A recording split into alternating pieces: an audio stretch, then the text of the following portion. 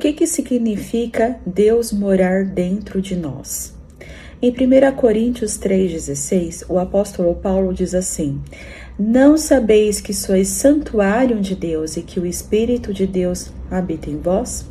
Então o apóstolo Paulo, ele traz algo que eu posso te dizer que é um milagre, porque aqui fala do Espírito de Deus habitando dentro do homem, e esse é um dos maiores milagres que a gente vê no Novo Testamento. Eu considero que o primeiro grande milagre é o próprio Senhor ter se feito carne através de Jesus Cristo, mas uma novidade acontece também no Novo Testamento depois da ascensão de Jesus, que é o Espírito Santo habitando dentro de nós.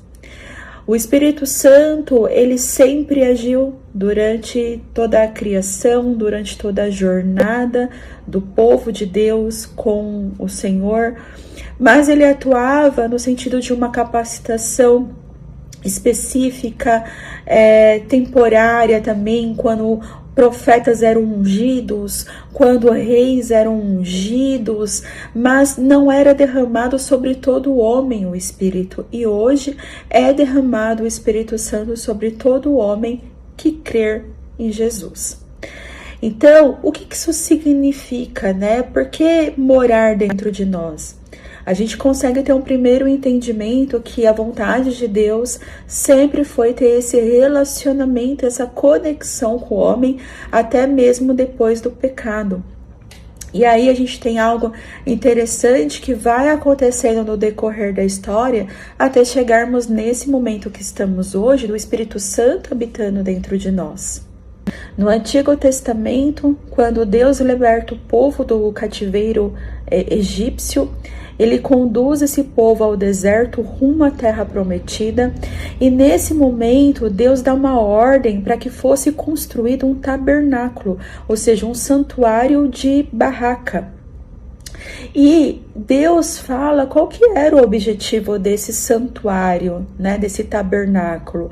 O objetivo era para que ele pudesse habitar no meio do seu povo. Em Êxodo 25:8 diz: e me farão um santuário para que eu habite no meio deles. Então o desejo de Deus era essa proximidade com o seu povo. O povo ali hebreu que andava, peregrinava pelo deserto, eles moravam, portanto, em tendas. Então eles armavam as suas tendas, eles ficavam um pouco estabelecidos, e o tabernáculo era construído no centro desse povo, né? Justamente para simbolizar isso, né? Que Deus está no centro ali do seu povo, guiando, protegendo e conduzindo. Esse tabernáculo, ele tinha medidas e especificações muito precisas dadas por Deus, porque ele representaria ali um ministério celestial, um tabernáculo que apontava para o ministério de Cristo, aquilo que ele cumpre em nós. E aí já é um tema de um outro vídeo. Mas o fato é que esse tabernáculo, então, carregaria ali a presença de Deus através da Arca da Aliança, que ficava no compartimento, no último compartimento desse tabernáculo, que era chamado de Lugar Santíssimo. Então, Deus ali se manifestava, e por causa disso, por causa da sua glória ali manifesta, não podia entrar qualquer pessoa, e até o sumo sacerdote ele tinha um momento certo de adentrar esse compartimento e ter acesso ali à Arca da Aliança. Então aqui a gente entende que Deus estabelece ali o tabernáculo para que ele pudesse se relacionar com o seu povo, habitar, né? Ele usa o termo habitar no meio do meu povo. Séculos depois, o milagre que eu comecei falando aqui no vídeo, ele acontece. O próprio Senhor se faz carne. Em João, capítulo 1, verso 14 diz: e o verbo se fez carne e habitou entre nós, cheio de graça e de verdade. Em Mateus 1:23 diz: e chamarão o seu nome Emanuel, que significa Deus conosco. Então, isso mostra que Jesus é o próprio Senhor que se fez carne. E olha que interessante o versículo que a gente leu. Fala: e habitou entre nós, né? Então, antigamente Deus deu o tabernáculo para que ele pudesse habitar no meio do seu povo. Séculos depois vem Jesus para cumprir a sua missão, a missão da nossa regeneração. E o que acontece de fato? Então, é o Senhor habitando no meio do seu povo, né? Habitando no meio daqueles que foram obra da sua criação. Então aqui a gente está num outro momento. E aquele tabernáculo antigo, que depois virou um templo, depois da morte e ressurreição de Jesus, no ano de 70 depois de Cristo, esse templo ele é até destruído. E isso tem importância? Na verdade não tinha mais, porque o próprio Senhor veio, se fez carne e habitou entre nós. Então a presença de Deus que antes estava ali no tabernáculo, posteriormente no templo, veio pessoalmente aqui através da presença de Jesus Cristo e habitou entre nós. Só que os planos do Senhor iam além disso. Em João 14, 16 e 17, diz, palavras de Jesus: E eu rogarei ao Pai, e Ele vos dará outro Consolador, para que fique convosco para sempre, e Ele estará em vós. Essa promessa que Jesus faz é justamente o que? Eu vou morrer, é necessário que eu morra, né? Eu sou o Cordeiro Santo, eu que tiro o pecado do mundo, vocês vão ser salvos através desse sacrifício, eu tenho uma missão a cumprir, e quando eu for para o Pai, eu não vou te deixar só, mas vai vir o Espírito Consolador, que vai te ensinar, que vai testificar dessas palavras que eu tô falando. Então, todo esse capítulo ali de João vai tratar dessas palavras de Jesus com seus discípulos, a promessa do Espírito Santo. E essa promessa, ela se cumpre no dia da festa de Pentecostes. Esse relato ele está em Atos 2, 1-4, que diz: E cumprindo-se o dia de Pentecostes, que era uma festa judaica, estavam todos concordemente no mesmo lugar. E de repente veio do céu um som como de um vento veemente e impetuoso, e encheu toda a casa em que estavam assentados. E foram vistas por eles línguas repartidas como de fogo, as quais pousaram sobre cada um deles. E todos foram cheios do Espírito Santo e começaram a falar noutras línguas, conforme o Espírito lhes concedia que falassem. Então, nesse momento, sim, no dia de Pentecostes, 10 dias depois de Jesus subir ao céu ali na frente dos seus discípulos, a sua promessa de vir o Consolador, do Espírito Santo vir para fazer habitação dentro do homem, se cumpre. E assim, os apóstolos, com esse recebimento do Espírito Santo, eles começaram a ser mais ousados, eles tiveram mais coragem, eles foram capacitados com palavras em sua boca para quê? Para a pregação, para o anúncio do Evangelho, para o anúncio do reino dos céus. Então, Jesus promete o Espírito Santo com esse intuito de que a obra continuaria, porque Jesus, ele já cumpriu, né, a sua missão de morrer, de nos regenerar, mas agora as pessoas precisam conhecer o que ele fez, né? Existe uma pregação que precisa acontecer por todo mundo, e é isso que acontece até nos dias de hoje, né? Então a gente tem missionários que vão para outros países, aonde às vezes não é nem permitido pregar o Evangelho, mas eles estão lá, porque o Evangelho é a única forma de salvação. Jesus falou isso: eu sou o caminho, a verdade e a vida. Ninguém vem ao Pai senão por mim. Então, não existe outro caminho para essa restauração, para essa salvação, para uma vida eterna. Então, Jesus comissiona ali, primeiramente, os seus apóstolos, mas essa promessa, ela se estende a todos nós, né? Então, todos nós que recebemos o Evangelho, que cremos, que nos batizamos, que temos uma vida ali caminhando com Jesus Cristo, também estamos comissionados aí por todo mundo. E quando a gente fala de ir por todo mundo é quando os nossos atos já refletem o Evangelho, quando a gente já compartilha com os nossos familiares, quando a gente se coloca à disposição aqui com as pessoas ao nosso redor, nós já estamos cumprindo essa missão que Jesus nos deu. Então veja que nesse dia, em Pentecostes, se cumpre essa promessa, o Espírito Santo vem. E aí agora a gente vai entender um pouquinho. O Espírito Santo vem, né? A gente entendeu que ele capacitou ali os apóstolos, mas qual que é a atuação? O que mais o Espírito Santo tem de missão a cumprir aqui dentro de nós? Em Efésios 1,13 diz: em quem também vós, depois que ouvistes a palavra da verdade, fostes selados com o Espírito Santo da promessa. Em Efésios 4,30 diz: não entristeçais o Espírito Santo de Deus, no qual fostes selados para o dia da redenção. Então, o Espírito Santo, ele vem com essa função de nos selar.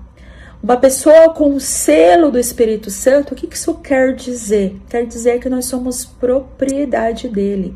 Então, quando nós cremos em Jesus, aceitamos o seu sacrifício e decidimos ter uma nova vida nele, seguindo os seus mandamentos, o Espírito Santo vem e passa a morar dentro de nós. Nós passamos a ser a sua morada, o seu santuário, e ele nos sela. A gente começa a carregar a marca ali, o selo do Espírito Santo, né? Então, se Jesus, por exemplo, retorna hoje, haverão pessoas com esse selo e haverão pessoas sem esse selo. Por isso que a gente fala que é a marca da promessa, né? A marca, né, da salvação, porque é esse papel que ele cumpre também. Em João 14:26 diz: mas o Consolador, o Espírito Santo, vos ensinará todas as coisas. João 16:8, quando ele vier, convencerá o mundo do pecado, da justiça e do juízo. Então, o Espírito Santo, ele é quem nos ensina, é quem nos testifica a respeito de Jesus. Nós só podemos ser convencidos de tudo isso que eu estou falando aqui a respeito de Jesus como sendo o caminho, através do Espírito Santo nos convencendo, tocando no nosso coração e nos mostrando o que é verdade. E aí você pode se perguntar, mas por que tem pessoas que então não crê, mesmo ouvindo? Porque é o livre-arbítrio que a gente sempre está falando aqui, que existia desde o começo, e é por isso que tem o pecado no mundo, porque o ser humano, ele optou em conhecer o que é mal. Esse livre-arbítrio, ele continua até hoje. Então, o Espírito Santo, ele tenta convencer a todos. Ele vai, bate na porta, mostra que é real, mas dependendo da dureza do coração das pessoas, o quanto elas estão inclinadas a continuar com seus atos, né, os sentimentos que elas carregam, isso bloqueia elas de ouvir a voz de Deus, de seguir. Então o Espírito Santo, ele tenta convencer a todos e exerce esse ministério. Se eu estou aqui, se hoje eu falo que eu sigo a Jesus, é porque o Espírito Santo me mostrou e testificou que é verdade, que é real. E ele, além de convencer, ele nos ensina, né? Então, ele faz a gente ter mais entendimento da palavra. Quando a gente lê, quando a gente busca, ele vai mostrando a sua verdade para nós. Ele vai nos trazendo mais sabedoria da parte dele para que a gente viva conforme a palavra dele. Então, o Espírito Santo também tem essa função em nossas vidas. Em Gálatas 5:22-23 diz: mas o fruto do Espírito é amor, alegria, paz, longanimidade, benignidade, bondade, fé, mansidão e domínio próprio. Quando a gente, portanto, quer seguir a Jesus e ser um imitador de Jesus, que a gente já viu que esse tem que ser o foco do cristão, imitar a Jesus, é o Espírito Santo que vai nos capacitar a isso, não vai ser por nós mesmos. E aí o fruto do Espírito Santo, a gente leu, é a caridade, né, o amor, a fé, o domínio próprio, e tem um fruto que o Espírito Santo gera em nós, que tem a ver com o nosso caráter moral, e isso a gente vai trabalhando aos poucos, na busca ali que a gente vai ter de relacionamento com Deus, o Espírito Santo ali vai agindo até produzir esse fruto em nós. Em Romanos 8:14 diz: porque todos que são guiados pelo Espírito de Deus, esses são filhos de Deus. E da mesma maneira também o Espírito ajuda as nossas fraquezas. Então o agir também do Espírito Santo é nos guiar. Então, nossa, eu estou vivendo aqui, eu tenho um trabalho, eu tenho família, eu tenho decisões importantes para serem tomadas. Nós, como cristãos, temos que buscar no Espírito Santo a resposta, porque ele é o melhor conselheiro que a gente poderia ter. Muitas vezes as pessoas elas buscam conselhos com amigos, com familiares, mas o nosso melhor e maior conselheiro é o próprio Espírito Santo, que ele está aqui disponível para nos guiar. E às vezes as pessoas pensam que é complexo, mas como que eu vou ouvir a voz dele? Se você buscar verdadeiramente, o Espírito Santo ele vai adaptar a linguagem para a sua linguagem, né? Então tem pessoas, por exemplo, que ouvem a voz do Espírito Santo.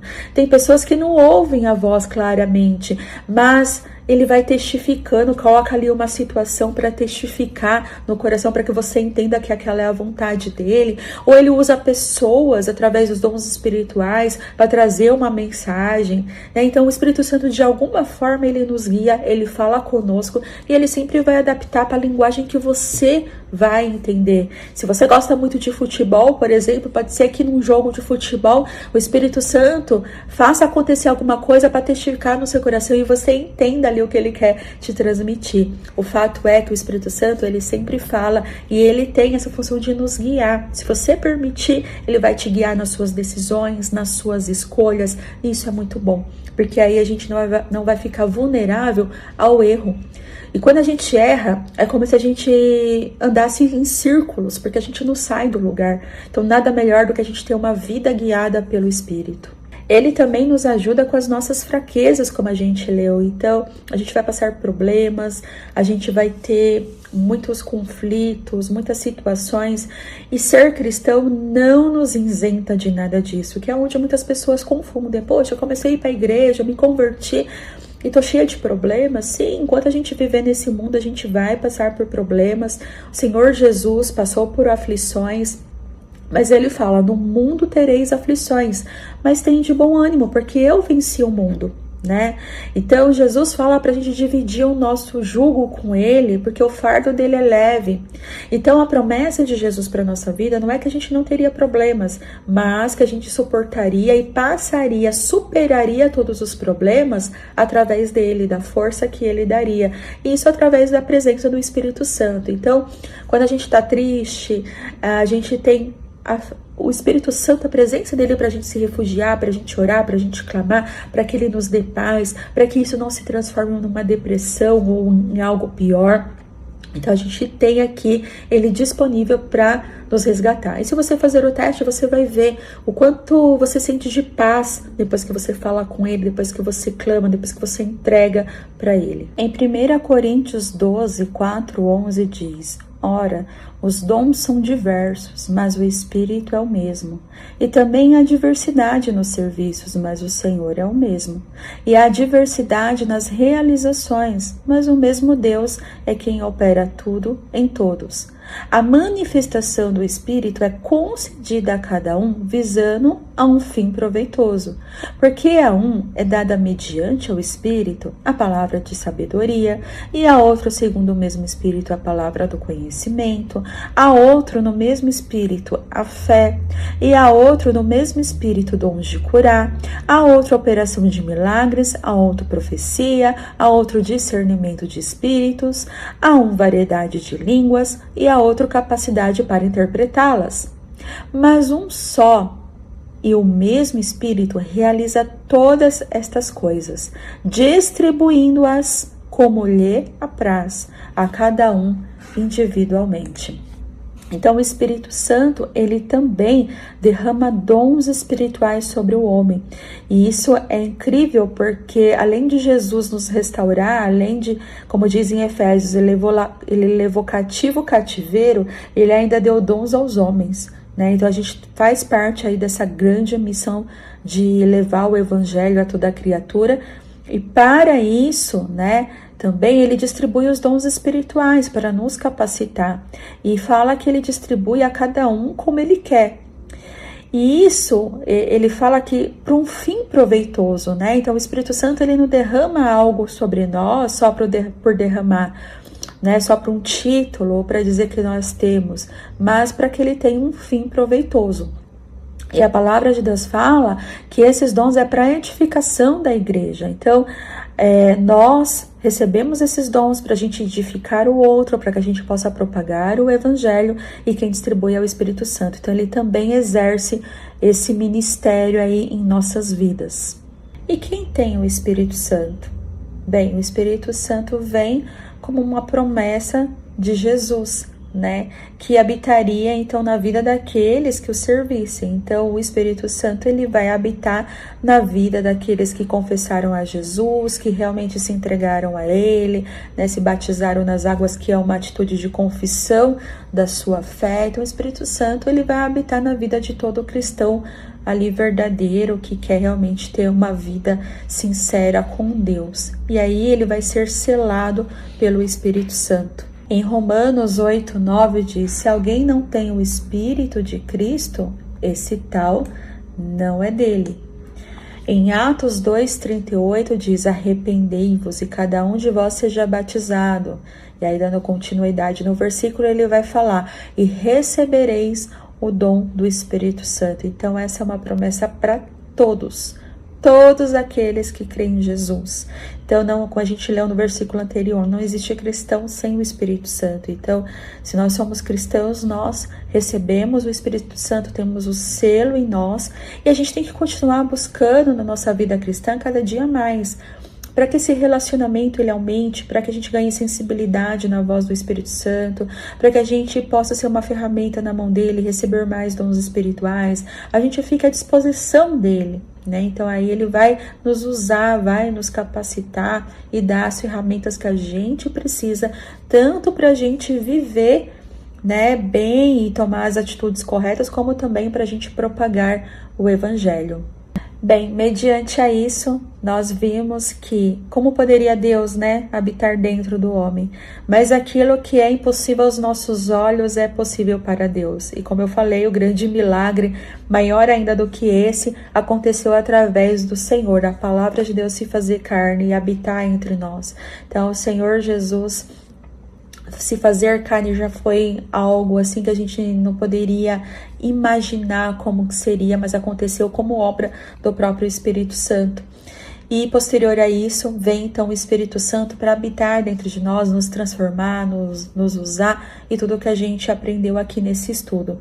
E a gente vive numa época privilegiada, porque como eu falei anteriormente, no Velho Testamento, vinha em pessoas específicas a unção do Espírito para cumprir propósitos específicos. E hoje a promessa do Espírito Santo é para todos aqueles que creem. Então a gente vive uma época, vou colocar privilegiada, de que a gente é abençoado com algo sobrenatural nas nossas vidas.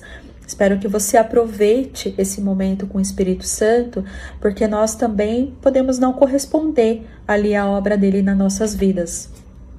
Em Efésios 4:30 diz: não entristeçais o Espírito Santo de Deus. Em 1 Tessalonicenses 5:19, não apagueis o Espírito. Então, Atos 7:51 diz: vós sempre resistes ao Espírito Santo. Então, veja que da mesma forma que o Espírito ele pode atuar em nós, está disponível, nós, pode ser que a gente entristeça ele, a gente resista a ele, a gente até apague ele da nossa vida. Então, que você possa meditar, a presença do Espírito Santo é real, ela é maravilhosa e é muito bom a gente não caminhar só. Então, vigie para que você não entristeça, não apague, mas que ao contrário, o seu relacionamento com ele cresça a cada dia.